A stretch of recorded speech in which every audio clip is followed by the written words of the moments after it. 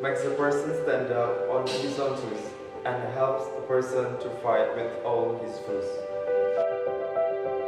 A fundamental foundation for any country, state, or nation. A thick line between right and wrong, a ladder that takes us to the height where we belong. Mother of all profession, that helps acquire all our possession. Education is our right, for in it our future is bright. So ladies and gentlemen, here with me Gozidia, and welcome to MataKaki.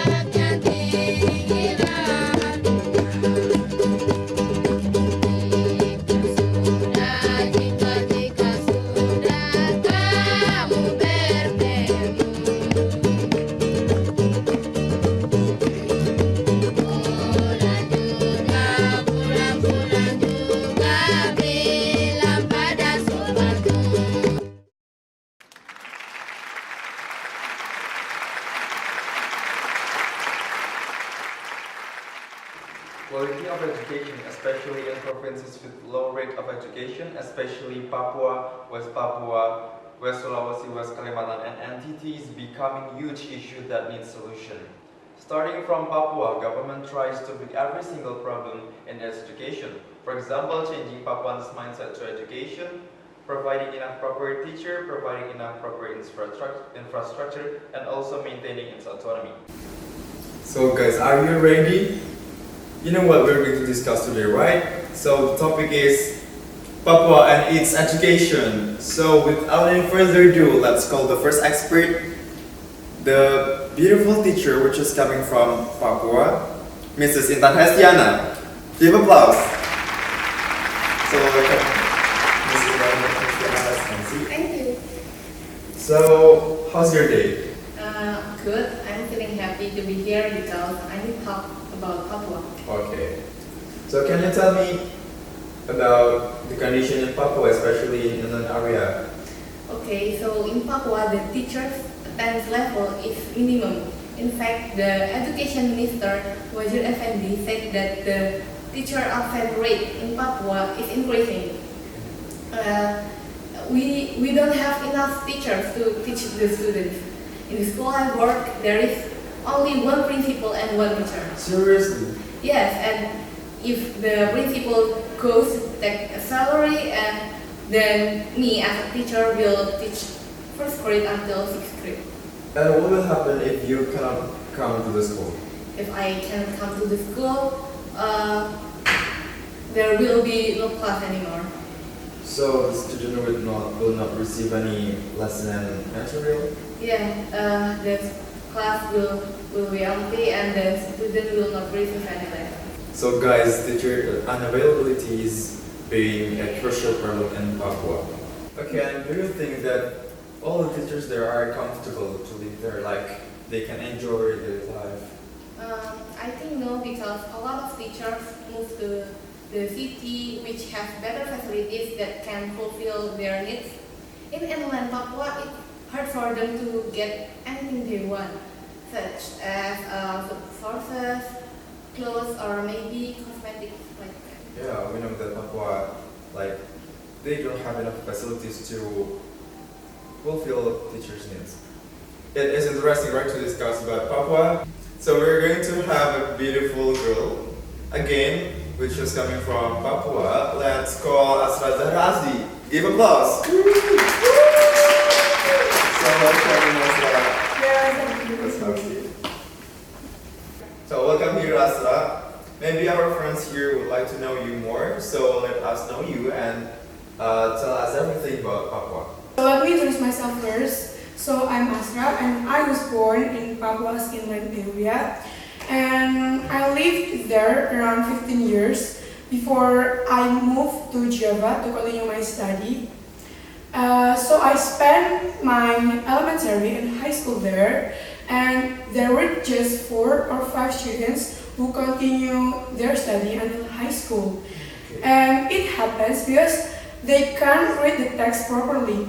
They need a few minutes or a few seconds to understand what the text means. So maybe it happens because we don't have enough source literacy and proper infrastructure such as books, teachers, fields, and many more.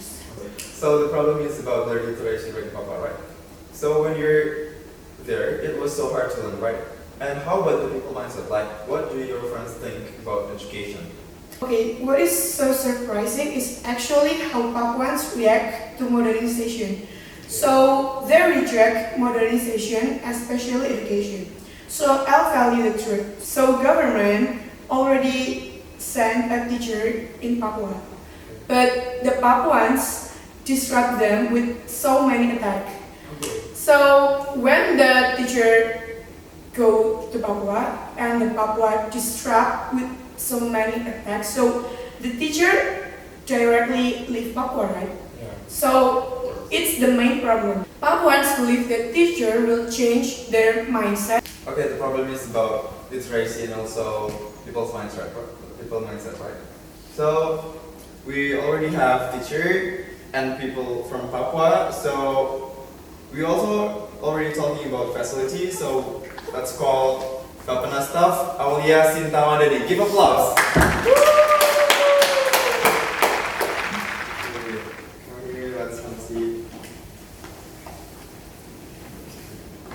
Okay, so we have talked about the facilities in Papua and how it is hard to fulfill teachers' need because they have no facilities and also they cannot study well because the facility is basically improper. So talking about the facility, can you tell us about what happened to Papuans school and like their building and so on? Okay, so the school buildings in Papua don't fulfill educational needs because uneven school buildings in Papua. Elementary school buildings are in insufficient colony, but the secondary level school don't have any graduates from the elementary school. Okay. Many elementary school graduates cannot go to school because of the lack of a junior high school building. So most of these Papuan societies only get elementary school graduates. Whereas right now, if we want to work, we need a minimum high school diploma. Okay. But is that a problem? I mean, like, people would say that it's okay to just learn at home because people can learn individually. Actually, we can learn even though there is no school. It can be done at home. But it is very ineffective and it can inhibit a teaching learning process. Not just from the building, but the facilities in each school are also unavailable.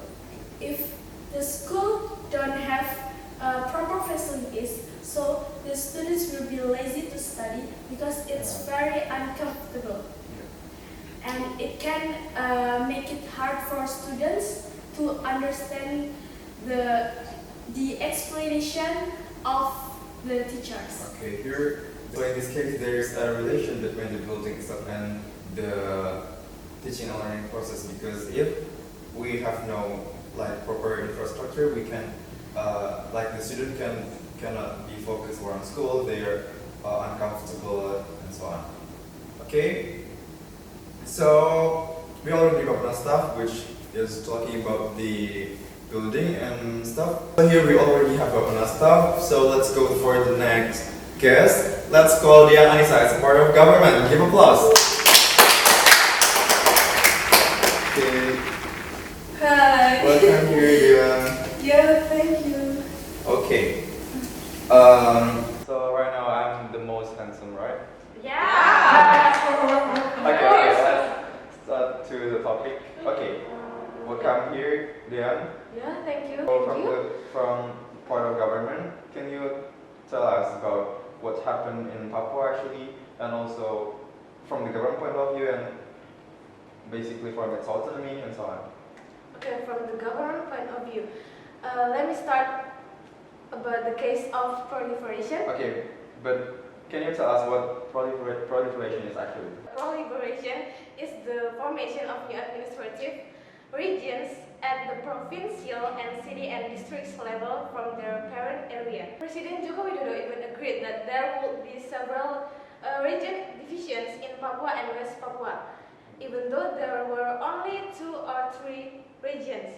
As you know, with the regional expansion in Papua's large area, and all the problems will be divided into smaller regional groups, which will affect the autonomy policy in each region. So, if the area is smaller, it will be easier for the government, especially for the regional government to regulate the needs and aspirations of the local people in the context of accelerating the development in the region, especially in education section. Okay, I get the idea that proliferation can make it to the smaller area, so the management will be easier, right? Yeah. So what's the problem with that kind of proliferation? So, if there's an economical gap, it might caused by the elites. A lot of elites in Papua who have an important seat in Gulf can be easily manipulate the education financial, so that the financial which is intended to education development is lost just like that.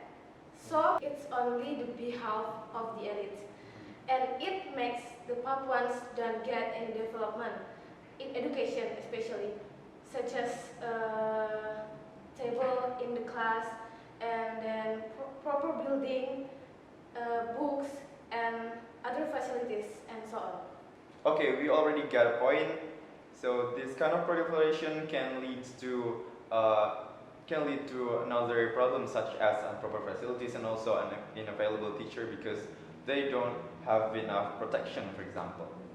So we have a big problem right now. Papua needs more concern. So for the closing statement, I need your solution because Papua is basically urgent right now. They need more concern. So I need a solution from each of you. Let's start from Intan. One way that I think it's effective to improve the educational conditions in Papua is providing a large university which produce teachers with good quality. This university not only produce good quality, but also the teachers who understand the local culture and ready to work in inland Papua. Besides that, I think the government must also guarantee the prosperity of teachers because prosperity of teachers can make them comfortable and stop moving to the city. Okay. Asma? Me as a Papuan, hope all of you can understand us. Okay, I know we are different. We are living far from the city center. But we give a lot of things to Indonesia. We give gold that become Indonesian financial income. But what we have got from that, education, enough facilities, good teachers, no, we don't have that. So I just hope all of you can give more concern to Papua, especially for government and elites. So thank you, it's for me. And then, Okay. One way to solve this problem is providing more schools in Papua. Because as I said before, the school buildings was very important. If the country is unable to build more school buildings, at least the country can improve the existing school facilities, because it also needed for Papuan children to have comfortable learning, and we need improve their learning desires to grow. So the last one, yeah. Okay. Now, what I'm going to say here is that we have to fix the system. We know that Papua needs more exclusive concerns all this time. And the concern is, of course, from the government itself. Like what have Intan said, as a teacher and then Asra as the Papuans, we have to give more concerns to Papua. And also we cannot deny that proliferation is basically one of the good ways. But yeah, we need to control the elites. We must have transparency within the government so that the corruption will be finished at the end of the day. And proliferation policy can be applied maximally and effectively in Papua so that the case of corruption will be finished at the end of the day and proliferation policy can be applied effectively and maximally to regulate education system in Papua and of course make Papua better in the future. So thank you for all the solution you give to this problem. So the point is Papua really needs more concern from its educational system, autonomy maintenance, and also the facilities that they have. And hope this kind of discussion will attract you all to support Papua's better future. So thank you for you all that have watched this video. I'm sorry if there are some mistakes I made. And so if I say see you on the next talk show, you would follow me like MataKaki, okay? Okay. Thank you for you all. See you on the next talk show. MataKaki.